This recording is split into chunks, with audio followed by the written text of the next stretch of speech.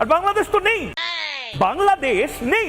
আপনারা দেখতে পাচ্ছেন বাংলাদেশ, আমি দেখতে পাচ্ছি বাংলাদেশ, আপনারা আমরা কেউ কি দেখতে পাচ্ছি বাংলাদেশ? আমার পকেটে এই মুহূর্তে যদি বাংলাদেশ খোঁজা হয় বাংলাদেশ পাবো না। আমার পকেটে এই মুহূর্তে বাংলাদেশ খোঁজা হলে বাংলাদেশ পাবো না। যেটা পাবো পকেটে হাত দিলাম, লাকি মলম, লাকি মলম, লাকি মলম।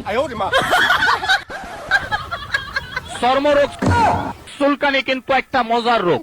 যখন চুলকানি শুরু হয় মনে হয় 70 টাকার ওজের কামলা লয়ে পকেটের ভিতরে বাংলাদেশ খুঁজে।